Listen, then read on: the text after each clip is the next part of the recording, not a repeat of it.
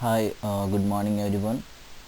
In the previous classes, we have discussed about the goals in health psychology or goals of health psychology, and today we are going to discuss about the a brief history on health psychology, that is related to the body and mind relationship. A brief history on how the health psychology has come into the development, that is it is mainly focused on the mind body relationship.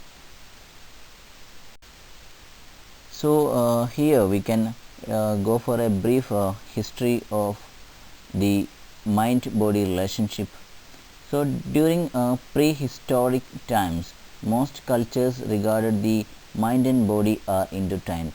That is, it is being connected, the body and mind being connected, and disease was thought to arise when evil spirits entered the body, and the treatment consisted primarily of attempts to exorcise these spirits.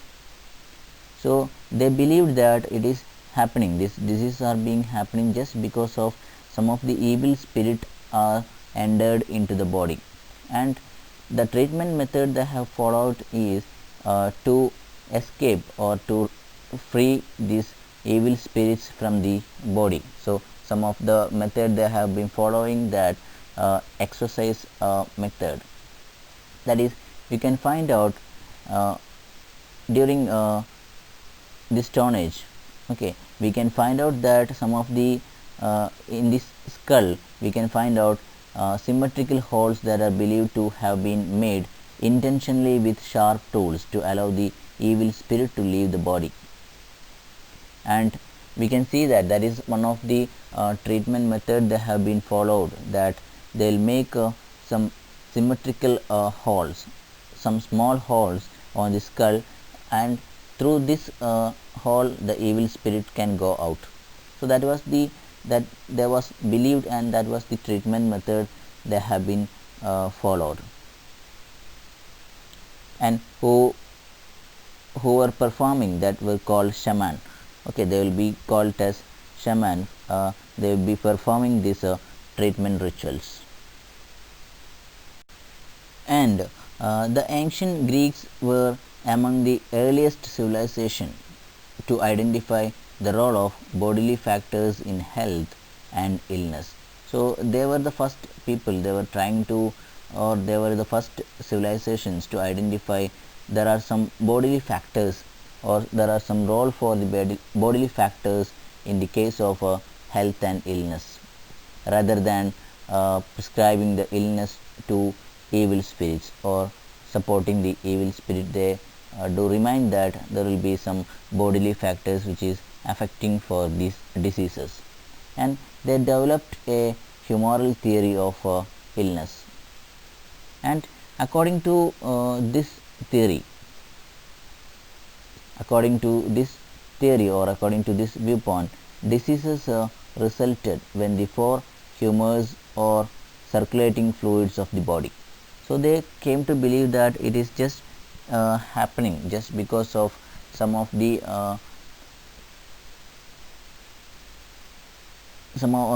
fluids in the body. Then circulating of these fluids in the body can lead to the problems.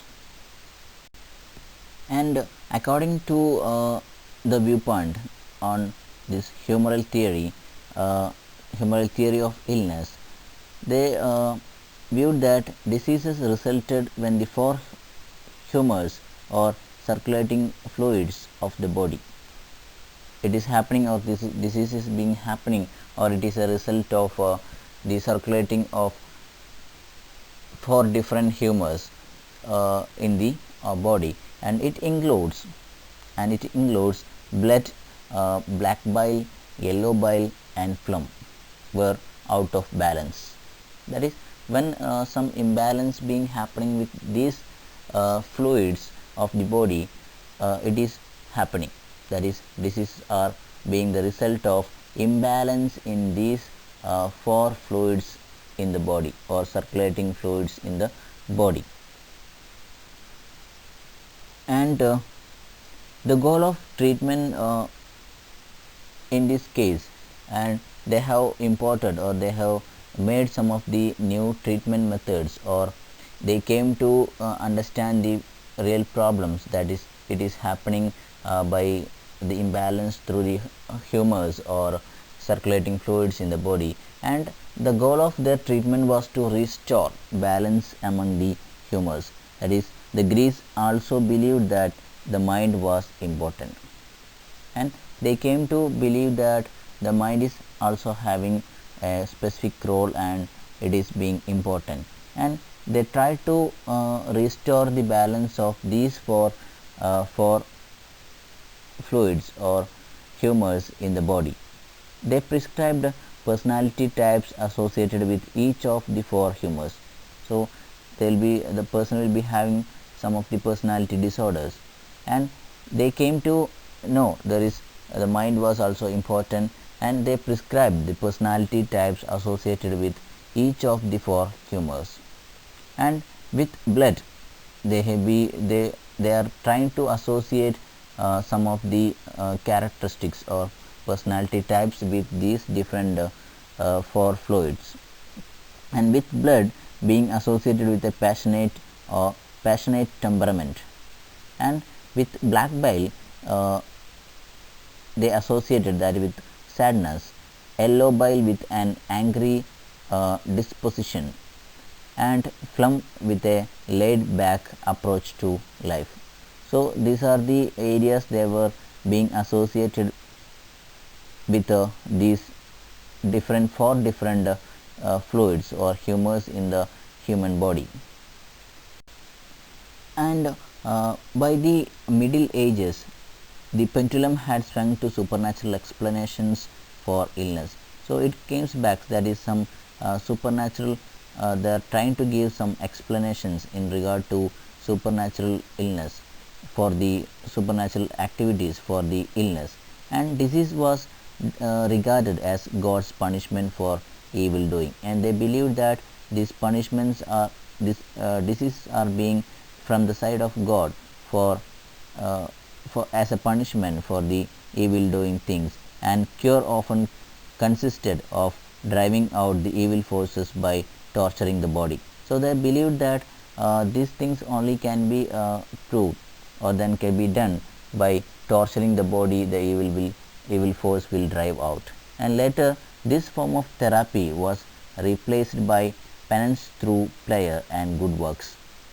And during this time only the church or the priest has been taken the side of medical knowledge, and then they become the guardians of medical knowledge, and as a result this medical practice assumed religious overtones, and the functions of the physicians were typically absorbed by the priest, and so healing and the practice of religion became virtually indistinguishable.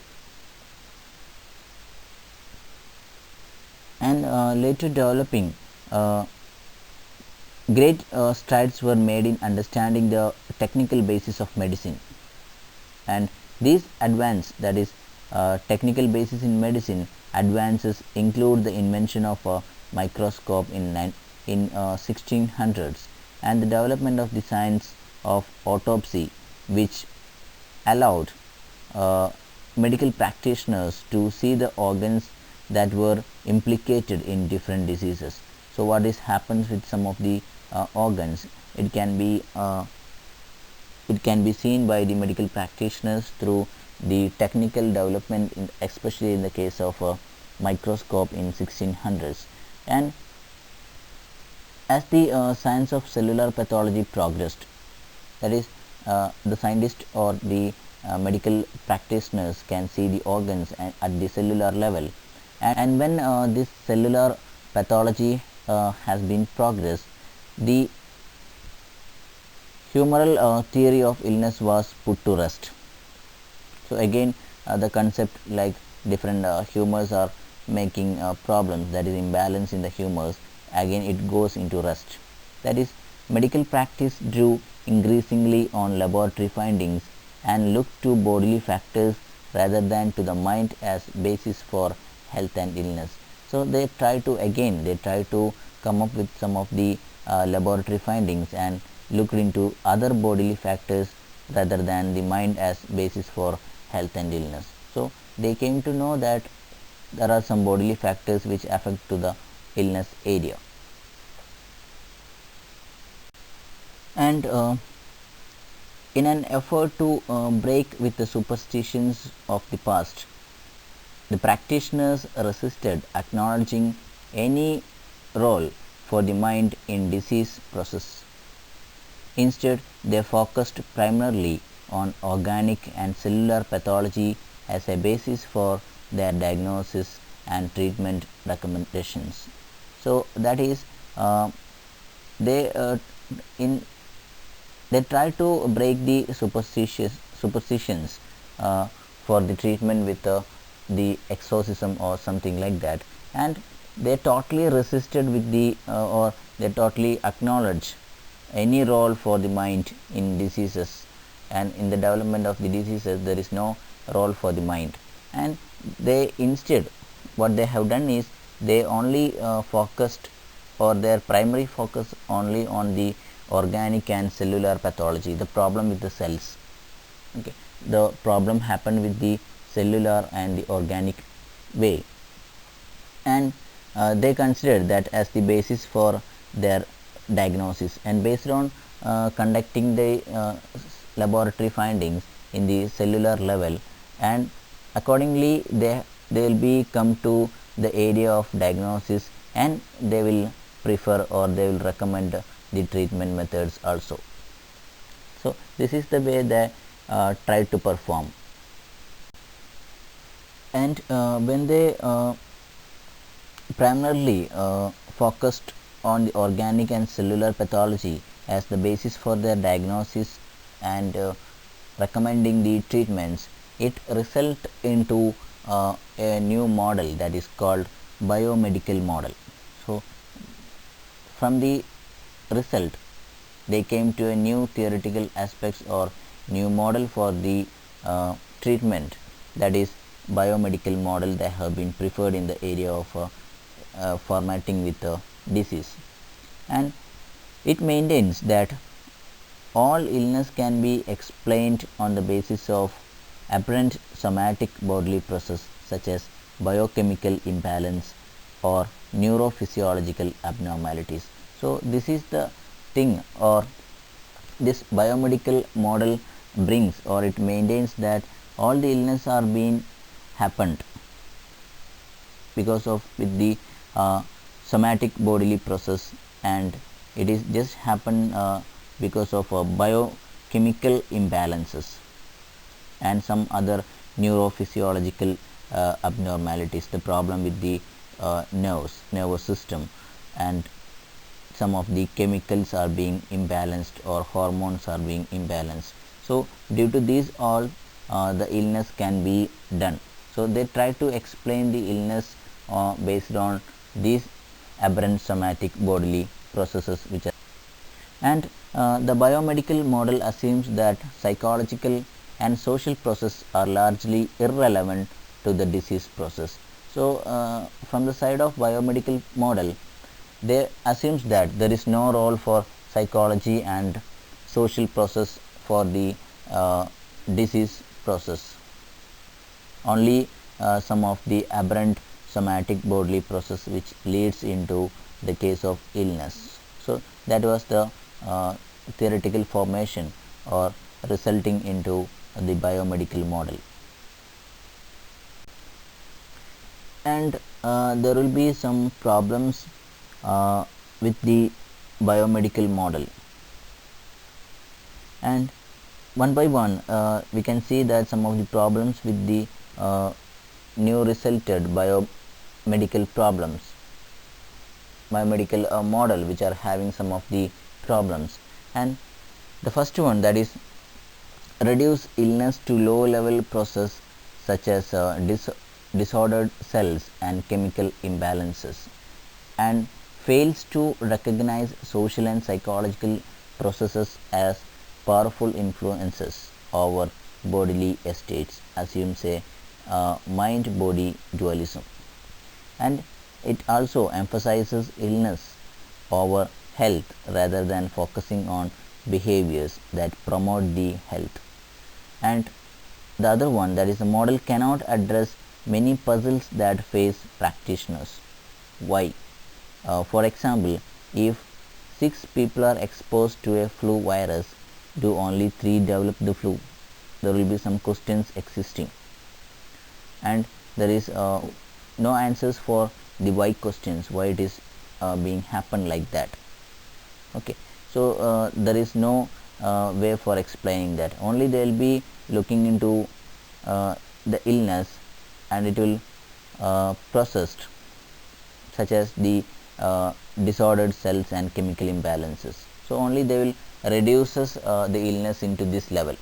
There will be only the problem with the disordered cells and some chemical imbalances. And they also fails to recognize, that is, social and psychological processes as powerful, and they fail to address the role of social and psychological process are being influences over the body, and they fails to recognize that there is a connection with the body and mind, that is, body mind dualism, to diagnose or to make the treatment on this area. That is a limitation with the biomedical model, and it they only emphasizes the illness over, or the biomedical model only emphasizes illness over health, and they are not focusing on the behaviors that to promote the health.